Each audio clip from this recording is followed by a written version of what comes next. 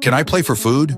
The alien laughed, then the human beggar sat down and the stench of alien garbage and the acrid tang of industrial waste filled Cade's nostrils as he trudged through the neon-soaked streets of Cerulean Port. Once a proud Marine in Earth's Interstellar Defense Force, now reduced to a vagrant on this backwater alien world. His muscular frame, honed through years of combat training, was now just another burden to feed. The scars that crisscrossed his torso told stories of battles won, but none of that mattered here, where humans were barely tolerated. Rain pelted down from the artificial weather system, soaking through his tattered gray tank top. Cade pushed his wet chestnut hair from his eyes, revealing a face that might once have been handsome before hunger and desperation had hollowed his cheeks and dimmed his hazel eyes. "Move along, dirt skin," hissed a passing Vexillian, its translucent membranes fluttering in disgust at the human obstruction. Cade stepped aside without protest. Pride was a luxury he could no longer afford, not when his stomach had been empty for 3 days. The glittering facade of the moon quartz loomed ahead, its entrance guarded by 2 hulking draconian bouncers. The establishment was legendary across 3 star systems, a gathering place for the galaxy's elite, where the finest musicians performed on instruments humans could barely comprehend. Through the gleaming windows, Cade could see patrons dining on delicacies worth more than he'd earned in a month back when he had a job. His mouth watered involuntarily.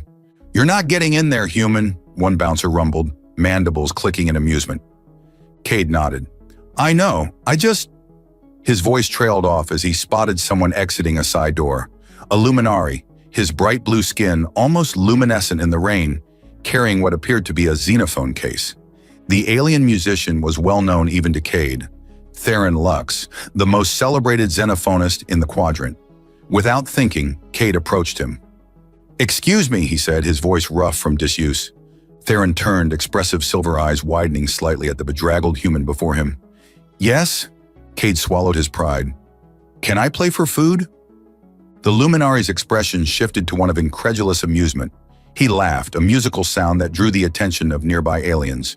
"You? Play the xenophone?" "I can play," Cade insisted, desperation making his voice firm. Theron's laughter grew louder, and soon other aliens had gathered, joining in the mockery of the human beggar who dared to think he could master their sophisticated instruments. "Let him try," someone called out. "It'll be the best entertainment we've had all night." Theron's eyes sparkled with mischief. "Very well, human. Follow me." The crowd parted as Theron led Cade back into the moon quartz.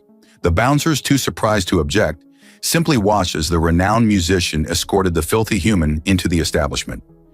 Inside, the air was thick with exotic perfumes and the low hum of alien conversations. Patrons turned to stare as Cade followed Theron to the stage, where a gleaming blue xenophone sat on a pedestal. "This instrument," Theron announced to the now attentive crowd, "is worth more than this human will earn in his lifetime. But he claims he can play it." The luminary stepped aside with a flourish. "The stage is yours, dirt skin." Cade approached the xenophone, ignoring the snickers and jeers. The instrument was similar to ones he'd seen before, a complex arrangement of tubes and resonance chambers that responded to both touch and thought. He sat down, closed his eyes, and placed his hands on the control surfaces. For a moment, nothing happened. Then a single note emerged, pure and perfect. It hung in the air like a teardrop, silencing the room. Cade opened himself to the instrument, letting his pain, his hunger, his loneliness flow through his fingertips. The melody that followed was unlike anything the aliens had heard before. It wasn't technically perfect. Cade hit wrong notes, struggled with transitions, but it contained something the aliens rarely experienced. Raw human emotion. The song spoke of loss, of a home among the stars now forever denied, of pride swallowed and dignity abandoned. When the final note faded, the silence was absolute. Cade opened his eyes to find the entire establishment staring at him in shock. Some of the aliens had moisture tracking down their faces, the equivalent of tears. Theron stood frozen, his blue skin pale to almost white. "How?" he whispered. Cade rose from the seat, suddenly self-conscious. "Food?" he asked simply. The spell broke. Aliens rushed forward, offering credits. Food, drinks. Theron pushed through them, reaching Cade. "That was extraordinary," the luminary said. I've never heard the xenophone played with such feeling. You must join my ensemble. I can offer you— Just food, Cade interrupted. That's all I asked for. Theron's expression shifted to one of confusion. But you could have so much more. Why would you— I don't want charity, Cade said firmly. And I don't want to be a novelty act, the human who can play alien music. I asked to play for food, nothing more. Before Theron could respond, Cade accepted a plate of steaming alien cuisine from a server and walked out of the moon quartz, leaving behind a room full of stunned silence. 3 days after his impromptu performance at the moon quartz, Cade had managed to stretch his earnings into a shower at a public facility, a second-hand shirt that actually covered his torso, and enough food to take the hollow look from his face. He was sitting on a bench in Merchant Square, watching the diverse alien crowd flow past, when a familiar voice called out, "By the twin nebulae, it is you!" Cade turned to see Theron Lux approaching, his blue skin practically glowing in the midday light. But it wasn't the luminary musician who caught Cade's attention. It was the woman beside him. She moved with liquid grace, her silvery skin catching the light like polished metal. Her form was unmistakably feminine, despite her alien features, with curves accentuated by a tight-fitting dark suit that seemed to shimmer with every movement. But it was her eyes that truly captivated him. Large, almond-shaped, and a vibrant emerald green that seemed to look straight through his defenses. "I told you it was him, Theron," she said, her voice melodic with an accent Cade couldn't place. "The human who made Counselor Verd weep into his dessert." Theron laughed. "Linsa has an eye for faces. I've been telling everyone about your performance. The recording's gone viral across 3 systems." "Recording?" Cade stood abruptly. "You recorded me?" "Public venue," Theron shrugged, unrepentant. "Besides, you should be thanking me. You're something of a celebrity now." "I didn't ask for that," Cade growled. "No, you asked for food," Theron countered. "And now you could have much more." The woman, Linsa, stepped forward, studying Cade with those mesmerizing green eyes. "You're angry," she observed. "Your kind wears emotions so openly. It's refreshing." Something in her gaze made Cade's irritation falter. There was genuine curiosity there, not the condescension he'd grown accustomed to from aliens. "Linsa is my most promising student," Theron explained. "She's been fascinated by your performance. Says you've achieved something she's been trying to master for years." Linsa tilted her head, silver hair cascading over one shoulder. "Emotion without technique is chaos. Technique without emotion is empty. You have what I lack." "And she has what you lack," Theron added. "Together you could create something extraordinary."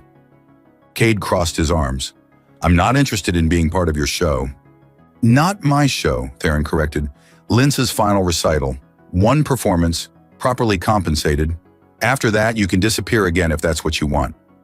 Before Cade could refuse, Linsa stepped closer. The scent of her was intoxicating, something like cinnamon and starlight, if starlight had a smell. "Play for me," she said softly. "Just once. Not for an audience, not for credits. Just for me." Cade found himself unable to look away from those emerald eyes. Something stirred in his chest, a feeling he'd thought long dead after years of hardship and rejection. "I don't have an instrument," he said, his voice rougher than he intended. Linsa smiled, revealing teeth that gleamed like pearls. "I do. My apartment is nearby." Theron cleared his throat. "Well, I can see you two have matters to discuss. I have a meeting with the symphony board." He gave Linsa a knowing look. "Remember what I said about human physiology?" Linsa's silver skin flushed with a hint of rose. "Yes, Professor." As Theron departed, Cade raised an eyebrow. "What was that about?" "Nothing important," Linsa said quickly. "Will you come?" "To play, I mean." The double meaning wasn't lost on Cade, and from the way her flush deepened, it wasn't unintentional. Against his better judgment, he nodded. Linsa's apartment was in an elegant spire overlooking the bay. The interior was minimalist but luxurious, all smooth surfaces and soft lighting that complemented her metallic skin. A xenophone, smaller than the one at Moon Quartz but no less beautiful, sat on a platform near the panoramic window. "It was my mother's," Linsa explained, gesturing to the instrument. "She was Theron's teacher before—" "Before?" The Hive Wars. Her voice grew quiet. Many were lost. Cade nodded, understanding all too well. Earth's colonies had suffered greatly in that conflict. "Play something for me," she requested, settling onto a curved sofa. "Something from Earth." Cade approached the xenophone hesitantly. "I'm not trained. What I did at the Moon Quartz was instinct." "Then follow your instinct again," she encouraged.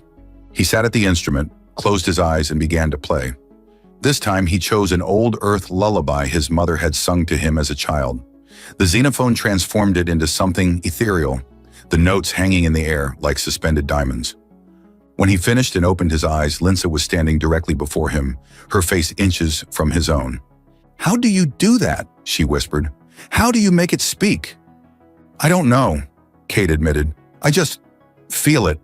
"Teach me," she said, sliding onto the bench beside him, her thigh pressed against his, warm through the fabric of his pants. "Show me how to feel."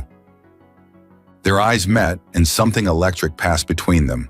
Human and alien. Yet in that moment, the differences seemed insignificant compared to the pull they felt toward each other. Linsa's hand found his, guiding it to the xenophone. "Play with me," she murmured, her breath warm against his cheek. Together they began a duet, her technical brilliance complementing his raw emotion.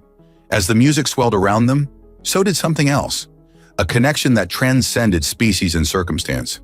When their hands finally stilled on the instrument, the silence was filled with unspoken possibility. "You feel things so deeply," Linsa said, her fingers tracing the scars on his forearm. "It's in your music, in your eyes." "I want to understand." Cade knew he should leave. This wasn't his world. She wasn't his kind. But as her silver fingers intertwined with his, he found himself unable to pull away. "Stay," she whispered. "Teach me more." And for the first time since he'd been stranded on this alien world, Cade didn't want to run. Dawn broke over Cerulean Port, painting Linsa's apartment in hues of lavender and gold. Cade stirred, momentarily disoriented by the softness beneath him. A real bed, not the hard ground or cheap hostel cots he'd grown accustomed to. Beside him, Linsa slept, her silver skin gleaming in the morning light, her chest rising and falling with each breath. Last night had been revelatory. Their bodies, so different yet so compatible, had found harmony as natural as the music they'd created together. Cade had discovered that Linsa's silver skin was warm to the touch, sensitive in ways he hadn't expected. She'd been equally fascinated by him, tracing his scars with gentle fingers, marveling at the heat of his human form. "Your heart beats so quickly," she'd whispered against his chest, like a song with its own rhythm. Now watching her sleep, Cade felt something he hadn't experienced in years, a sense of belonging. It was dangerous, he knew. He was still a vagrant on an alien world, and she was, well, he wasn't entirely sure what she was, beyond Theron's student. Linsa's eyes fluttered open, emerald irises focusing on him with startling clarity. "You're still here," she said, sounding pleased. "Should I not be?" he asked. She stretched, the movement sinuous and graceful. "Most wouldn't stay. My people believe humans lack commitment." "Your people?" Cade propped himself up on one elbow. "You've never mentioned what species you are." "Argentian," she replied, "from the silvered worlds in the Cygnus Arm." Cade whistled low. "Aristocracy, then. I've heard of your kind. Not many of you leave your system." A shadow crossed her face. "There's a reason for that. We're particular about bloodlines." Before Cade could respond, a chime echoed through the apartment. Linsa sat up abruptly, clutching the sheet to her chest. "What is it?" Cade asked. "My family's signal," she said, her voice tight. "They never visit without scheduling first." The chime sounded again, more insistent. "I should go," Cade said, reaching for his clothes. Linsa caught his arm. "No!" "Stay." Her eyes held a defiance that surprised him. "It's time they understood I make my own choices." The door to the apartment slid open before either could move further. 3 Argentians entered, 2 males flanking a female, all dressed in elaborate silver and emerald robes that matched their skin and eyes. The female, clearly the eldest, carried herself with regal bearing, her face a mask of cool disdain. "Linsa," she said, her voice like ice. We received most disturbing news. Linsa rose from the bed, wrapping the sheet around herself with dignity. Mother, you should have called first. The elder Argentian's gaze shifted to Cade, who had managed to pull on his pants but remained shirtless, his human physiology on full display. Her nostrils flared slightly. So it's true, she said. You've taken up with a human vagrant. Cade felt his face flush with anger, but Linsa spoke before he could. This is Cade, she said firmly. He's a musician of extraordinary talent. A beggar, corrected one of the males, presumably Linsa's brother, who played for food scraps at Moon Quartz. The recording has become quite the entertainment among the lower classes. You dishonor our house, the mother continued. The Viridian Compact is nearly complete. Your union with Prefect Jorak's son would secure our family's position for generations. Cade's stomach sank. Of course, an arranged marriage. He should have known someone like Linsa would have obligations. I never agreed to that match, Linsa countered. Jorak's son is a dullard who can't distinguish a xenophone from a food processor. He is of pure lineage, her mother snapped. Unlike this creature. She gestured dismissively at Cade. Do you have any idea what contact with human biology might do to our bloodline? Their DNA is chaotic, unpredictable. Adaptable, Linsa corrected. Creative, passionate, all qualities our people could benefit from. The second male stepped forward. Sister, be reasonable. This dalliance threatens everything our family has built. The human can be compensated for his services and sent on his way. Cade had heard enough. He stood, drawing himself to his full height, taller than any of the Argentians. I'm standing right here, he said, his voice low and controlled, and I don't need your compensation. The elder brother's hand moved to a device at his belt. You'll take what we offer and disappear, human or what? Cade challenged, stepping forward. Years of military training had left him with an instinctive awareness of threats. You'll force me? In violation of Galactic Compact laws regarding sentient rights? The Argentian hesitated, clearly surprised by Cade's knowledge of interstellar law. Linsa moved to Cade's side. Mother, brothers, I've made my choice. Cade stays. Then you are no daughter of mine, her mother declared. You will be cut off. No access to family accounts, no position at the conservatory. Linsa's face paled slightly, but her voice remained steady. If that's your decision. The elder Argentian's composure cracked slightly. You would choose this human over your birthright? Over centuries of tradition? I choose my own path, Linsa replied, as humans do. A tense silence filled the room. Finally, the mother turned to leave. You have until the Viridian Compact signing ceremony, 3 days to come to your senses. After that, your choice becomes permanent. The three Argentians departed, leaving Cade and Linsa alone in the suddenly quiet apartment. I'm sorry, Cade said softly. I never meant to come between you and your family. Linsa turned to him, her emerald eyes bright with unshed tears. You have nothing to apologize for. This confrontation was inevitable. But your position, your finances, are meaningless without freedom. She took his hands in hers. Last night, when we were together, I felt something I've never experienced before. A connection that transcends biology, culture, everything. Is that not worth fighting for? Cade pulled her close, marveling at how perfectly she fit against him, despite their different origins. It is, he agreed, but this won't be easy. Your family has power. And we have music, she said with a small smile, and each other. As Cade held her, he couldn't shake the feeling that the battle had only just begun. We could change everything, Linsa said, pacing the length of Theron's studio. If they could just hear us play together, hear what's possible when different species collaborate. You want to perform at the Viridian Compact signing ceremony? Theron's blue complexion paled slightly. That's ambitious. Cade leaned against the wall, arms crossed. They'd sought out the luminary musician after Linsa's family had left, hoping he might have advice. What they hadn't expected was his immediate offer of his private studio as a sanctuary. It's more than ambitious, Cade said. It's dangerous. These political alliances aren't just about trade agreements. They're about maintaining species purity. We'd be challenging centuries of tradition. Exactly! Linsa's emerald eyes flashed with determination. Traditions that need challenging. My people have been isolating themselves for generations, breeding for specific traits until we become stagnant. Look what happened when you played the xenophone, Cade. You unlocked something none of us could. Theron nodded thoughtfully. She's right. The xenophone was created by the ancients to be played by all sentient species, yet over time, only certain bloodlines maintained the ability. But humans. He looked at Cade with newfound respect. Humans seem to have a natural affinity for it. So you think this performance could actually work? Cade asked skeptically. I think, Theron said carefully, that I might be able to get you on the program.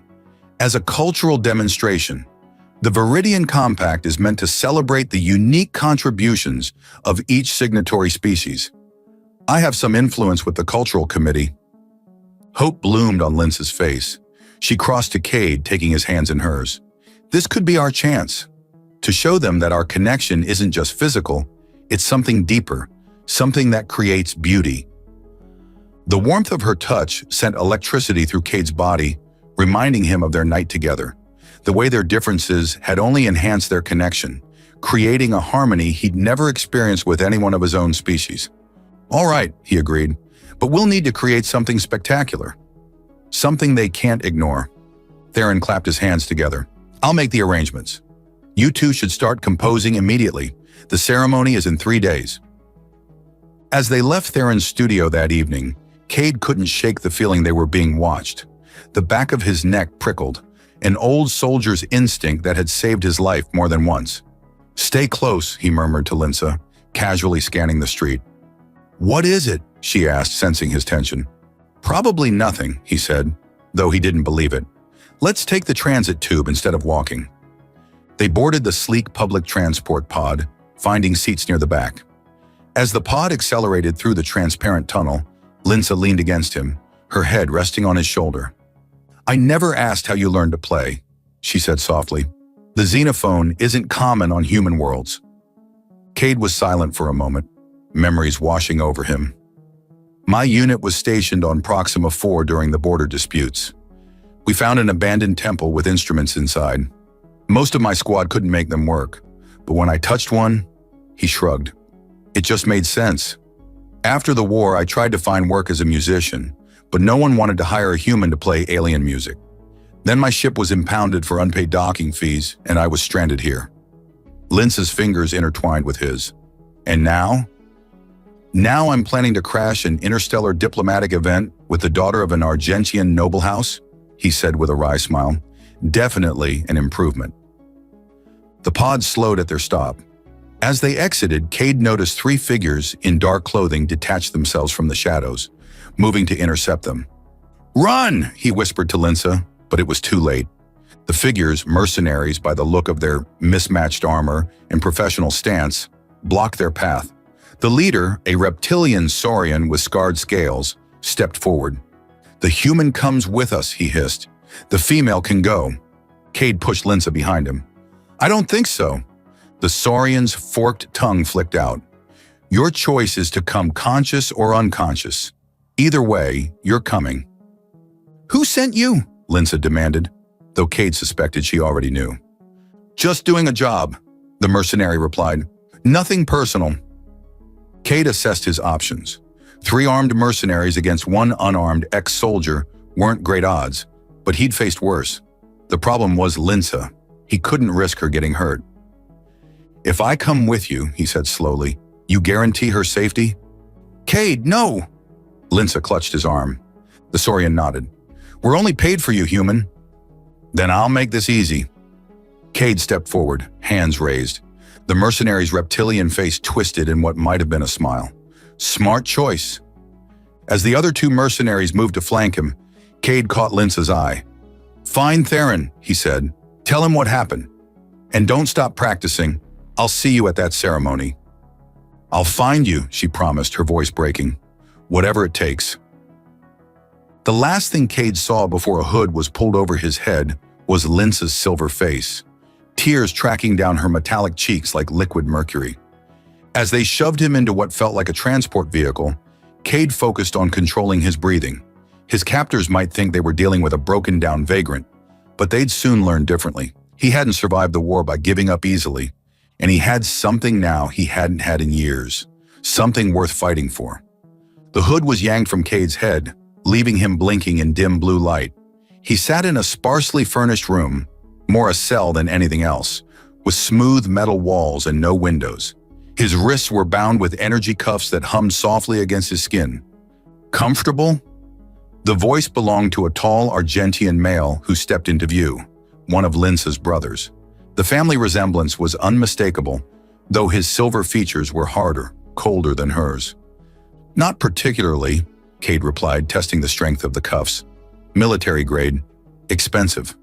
Your hospitality leaves something to be desired. The Argentian's mouth twitched. You have a sense of humor.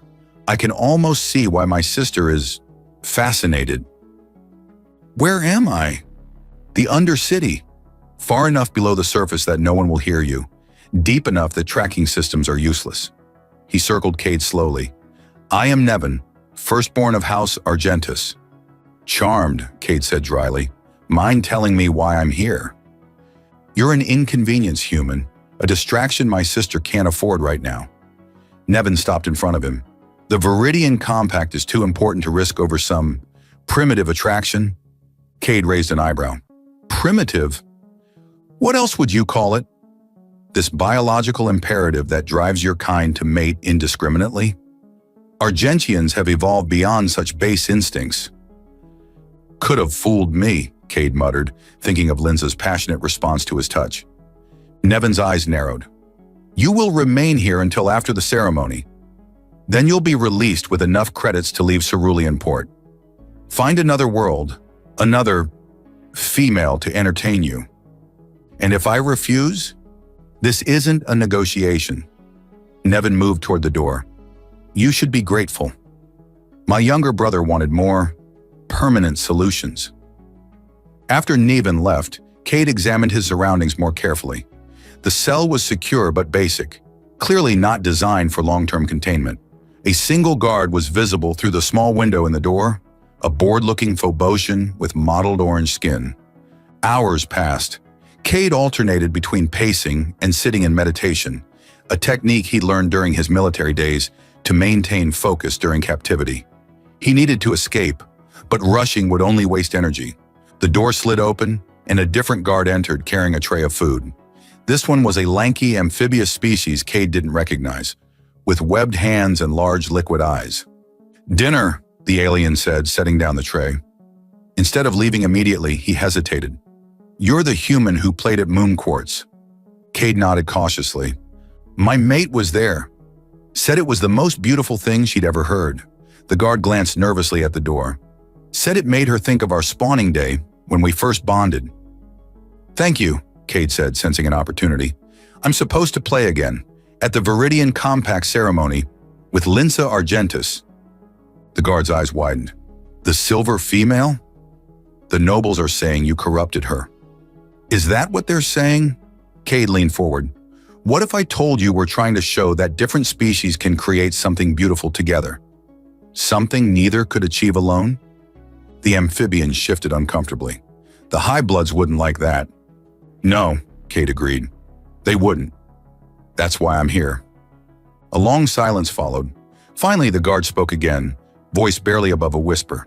The waste disposal system connects to the main undercity tunnels. The access panel is in the sanitation alcove. He nodded toward a small door at the back of the cell. It's not monitored, too smelly for cameras. Cade kept his expression neutral. Why would you tell me this?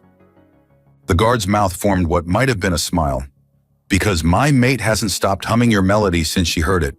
Because some things are worth breaking rules for. He backed toward the door. Eat your food. The night shift has fewer guards.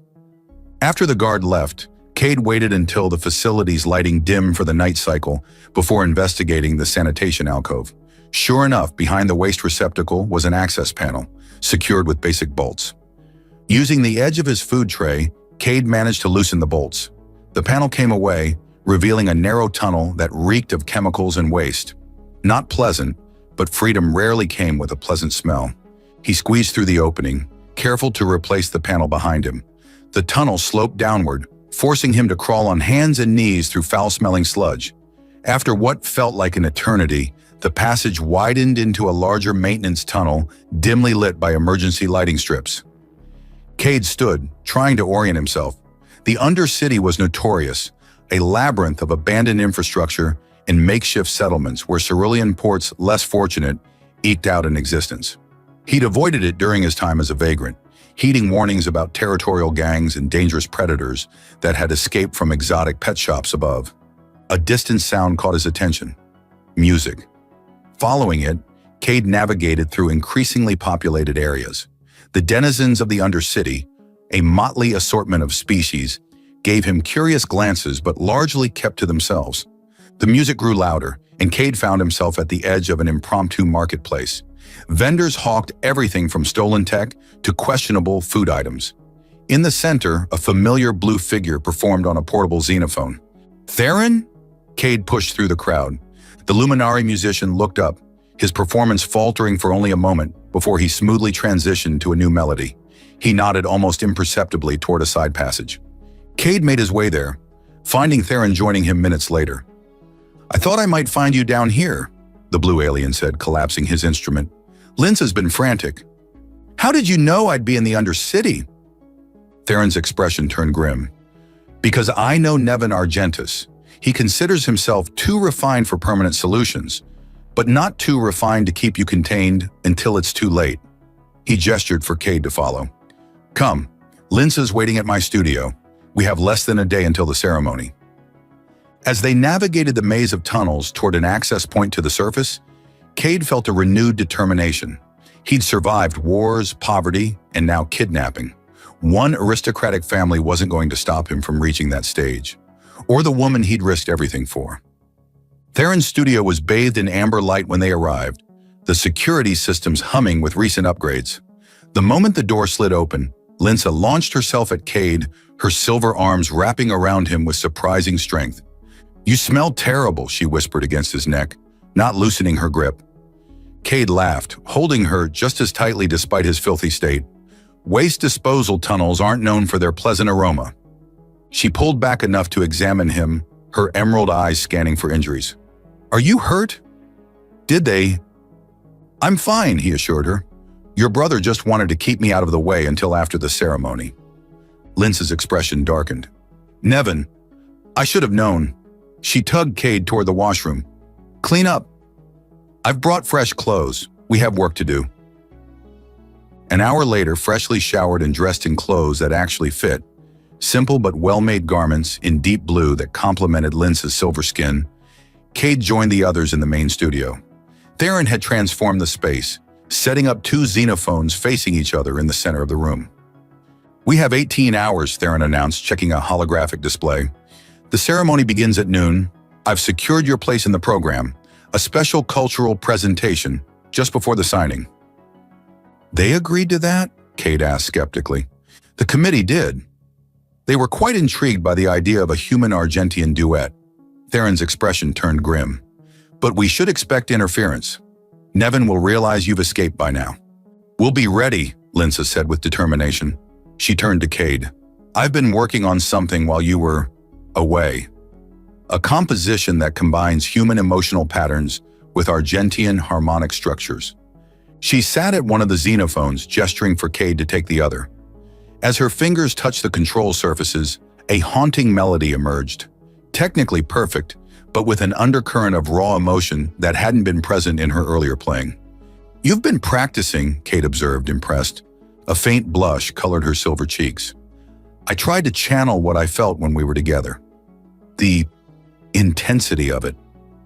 Their eyes met across the instruments, and the air between them seemed to thicken with unspoken desire. Theron cleared his throat awkwardly. "Perhaps I should give you two a moment to reconnect," the luminary suggested, backing toward the door. "I need to check on the security perimeter anyway." After he left, Cade moved to Linza's side, kneeling beside her xenophone. "Show me what you've created." For the next hour, they worked together, Linza teaching Cade the complex melody she'd composed. Their fingers occasionally brushed, each contact sending electricity through Cade's body. Despite the looming danger, despite everything, he found himself more alive than he'd felt in years. "It's still missing something," Linsa said finally, frustration evident in her voice. "The emotional resonance isn't quite right." Cade considered for a moment. "Maybe we're overthinking it. When I played at Moon Quartz, I wasn't following any composition. I was just feeling." "What were you feeling?" "Loss. Loneliness." He met her gaze. "But now with you, it's different." Linsa's eyes softened. "Show me." Cade placed his hands on the xenophone and closed his eyes. This time he didn't think about technique or structure. He thought about Linsa, the way her laughter made him feel, the warmth of her skin against his, the courage she'd shown in defying her family. The melody that emerged was simple but powerful, filled with longing and hope intertwined. When he opened his eyes, Linsa was watching him with an expression of wonder. "That's it," she whispered. "That's what we need." She joined him at his xenophone, her body pressed against his back, her arms reaching around to place her hands beside his on the instrument. The intimacy of the position sent heat coursing through him. "Play it again," she murmured, her breath warm against his ear. "Let me feel it with you." Together they created a new melody, his emotional depth guided by her technical precision. As the music swelled around them, Cade felt something shift between them, a deepening of their connection that transcended physical attraction. When the final notes faded, Linsa turned his face toward hers and kissed him with an intensity that took his breath away. Unlike their first night together, which had been driven by curiosity and desire, this was something deeper, a recognition of something rare and precious. "If we pull this off tomorrow," Cade said when they finally broke apart, "your family will never forgive you." "I don't need their forgiveness," Linsa replied, tracing the line of his jaw with silver fingers. "I need this. Us. The music we make together." A chime from the security system interrupted them. Theron's voice came through the speaker. "We have company. Nevin's mercenaries are scanning the building." Cade sprang to his feet, military instincts kicking in. "How many?" "At least 6 that I can see. They're being discreet. Probably don't want to cause a scene before the ceremony." "Can they get in?" Linsa asked. "Not easily," Theron replied. "But we can't stay here until tomorrow either. They'll find a way eventually." Cade's mind raced through options. "We need somewhere secure to finish preparing, somewhere they wouldn't think to look." A slow smile spread across Linsa's face. "I know just the place, but you're not going to like it. Try me." "The Argentian diplomatic compound," she said. "My family's private quarters." Cade stared at her. "You're right. I don't like it. It's the last place they'd expect us to go," she argued, "and I still have access. They wouldn't have had time to revoke my credentials yet." "It's risky," Theron interjected through the speaker, "but she might be right. Hide in plain sight." Cade weighed their options. Staying meant eventual discovery. Running meant abandoning their chance at the ceremony. Linsa's plan was dangerous, but it might be their only choice. "All right," he agreed finally, "but we'll need a distraction to get past the mercenaries outside." Theron's chuckle came through the speaker. "Leave that to me. Be ready to move in 5 minutes and pack the portable xenophones.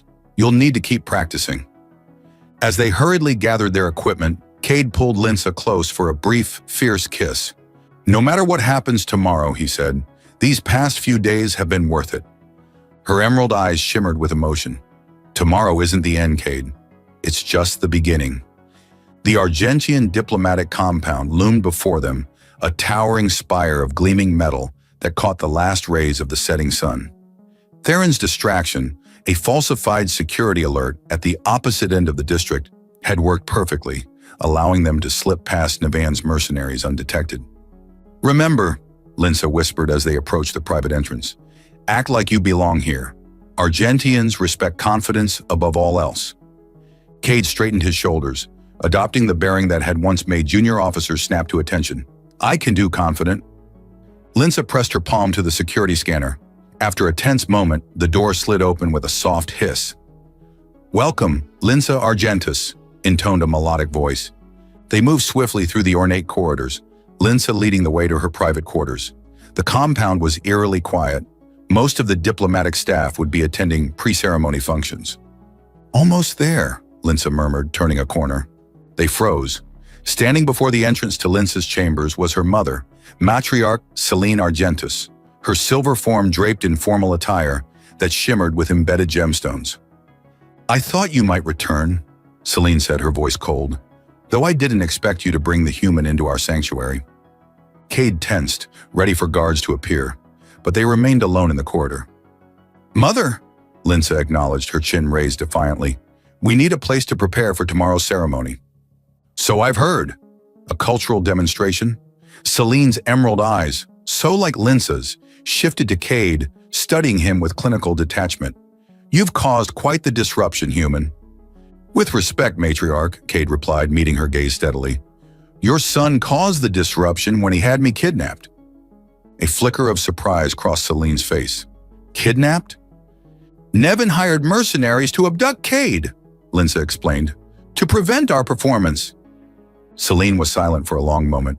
"Come inside," she finally said, gesturing to Linsa's chambers. "Both of you."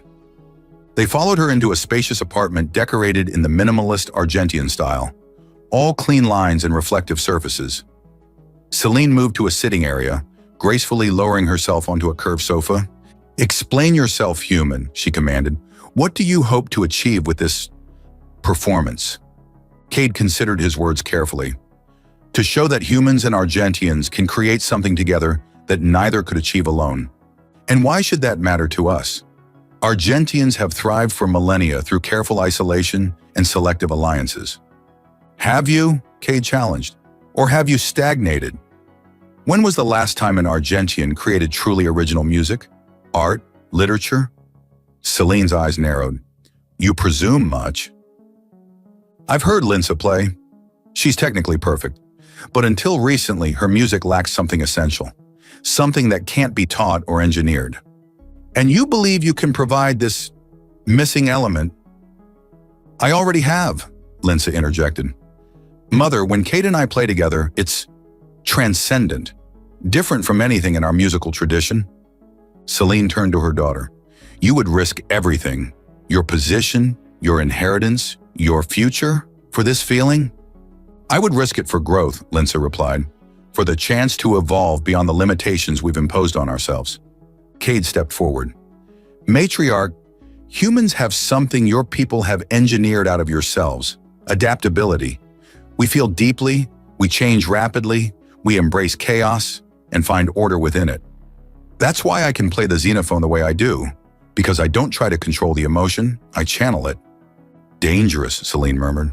"Necessary," Cade countered. "The galaxy is changing. Species that can't adapt will be left behind." Celine rose and moved to the window, gazing out at the city lights beginning to illuminate the dusk.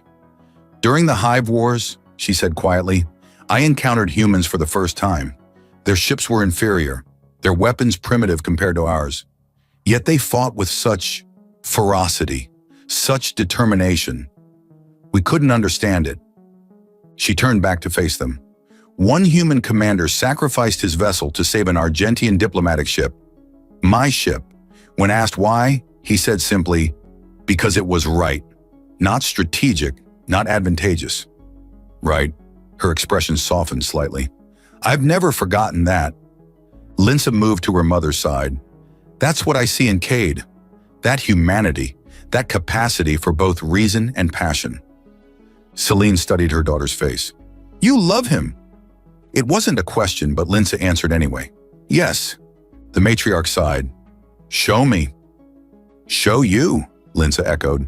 "This transcendent music you claim to create together. Show me."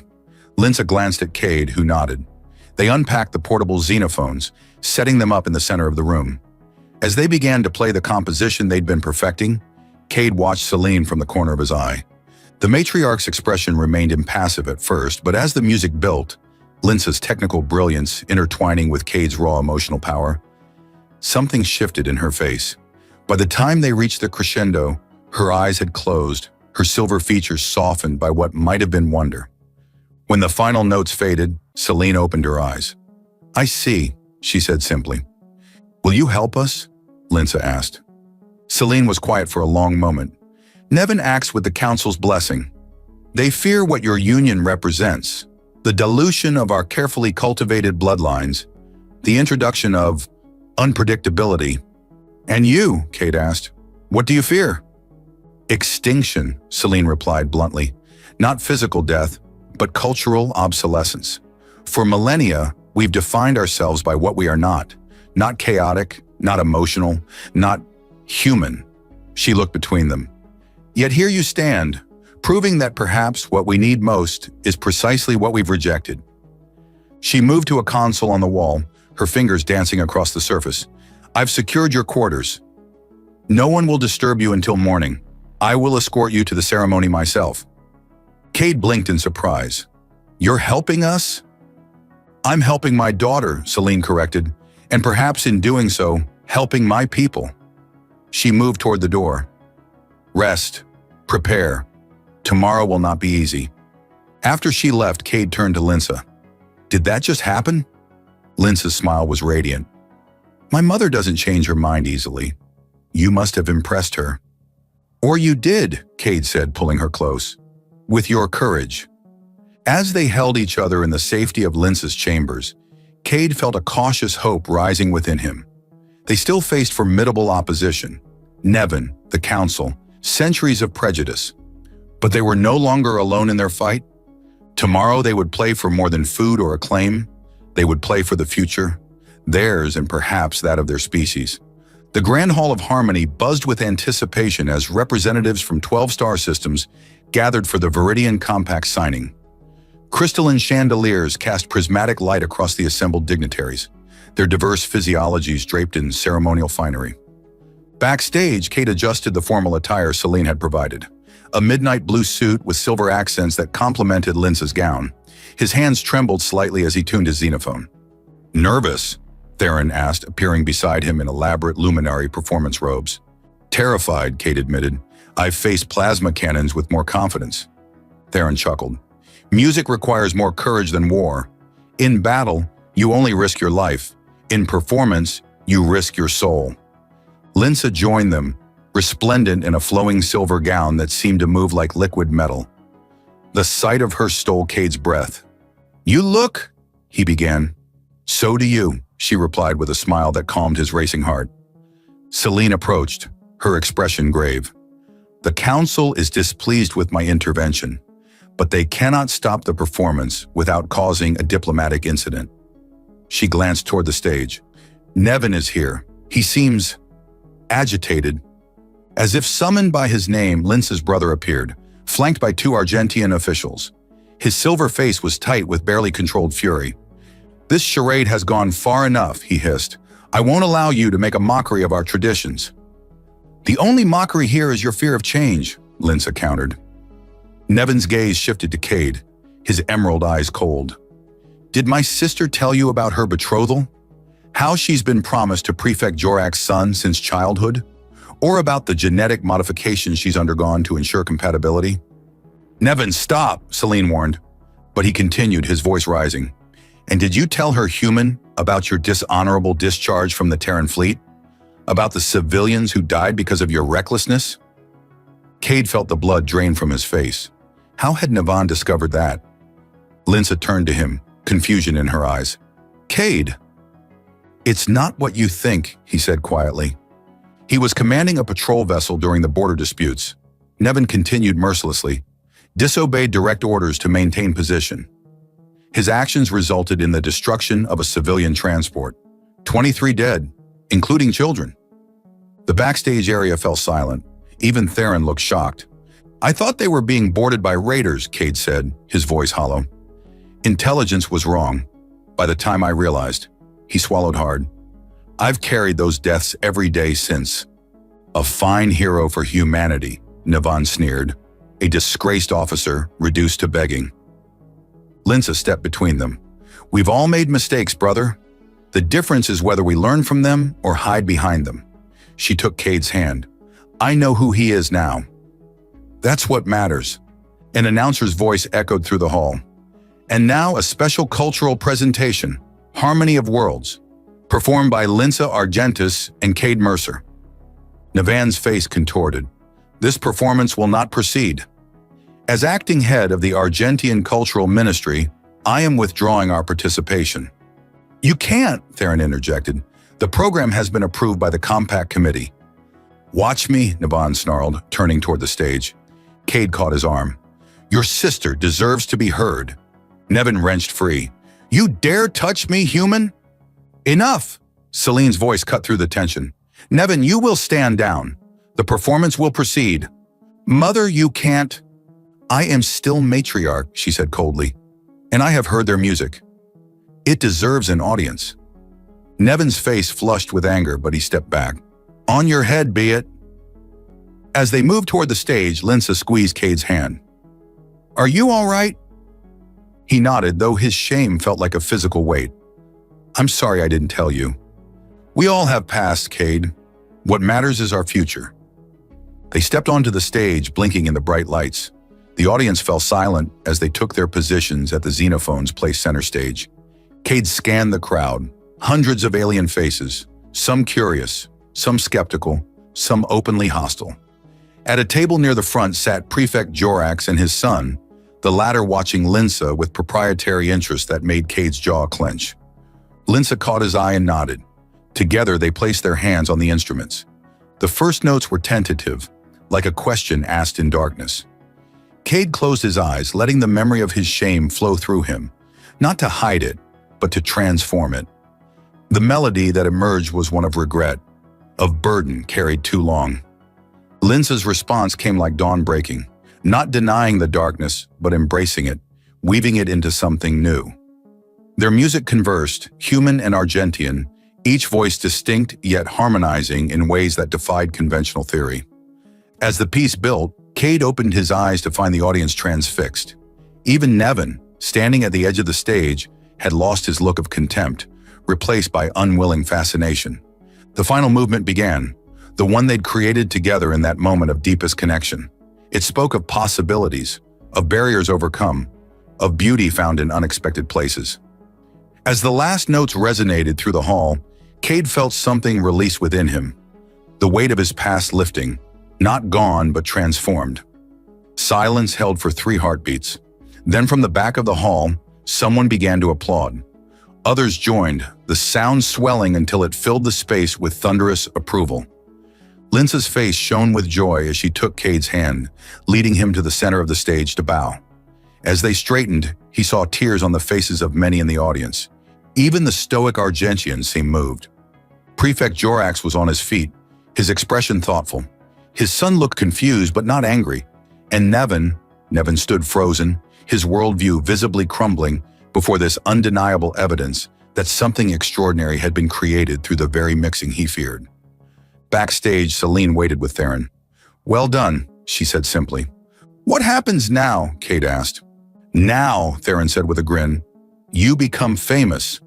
That performance will be talked about for generations." "I meant with us," Cade clarified, looking at Linsa. "With the compact." Celine stepped forward. "The betrothal will be dissolved. I've already spoken with Jorax. He was more impressed by the performance than offended by the breach of contract." "And the council?" Linsa asked. "Will adapt," her mother replied, "as we all must. Your music has shown a path forward, not abandoning tradition, but enriching it through new connections." Theron clapped Cade on the shoulder. "I told you that first night at Moon Quartz. You have a gift. Now the galaxy knows it too." Later, as celebrations continued around them, Cade and Linsa slipped away to a quiet balcony overlooking the city. The twin moons of Cerulean Port cast silver light across her skin, making her glow like a living statue. "I never answered your question," Cade said softly. "Which one?" "The first one you ever asked me. If I would play just for you." Linsa smiled, moving closer until their bodies touched. "And will you?" "For the rest of my life," he promised, "if you'll have me." Her answer came not in words but in a kiss that held all the harmony they'd created together. 2 different worlds finding resonance in each other's frequencies. From beggar to beloved, from outcast to pioneer. Cade had found not just food for his body, but nourishment for his soul, and in doing so, he'd helped forge a new understanding between species that would echo across the stars. All because he dared to ask, "Can I play for food?" and a blue-skinned alien had laughed, then stepped aside.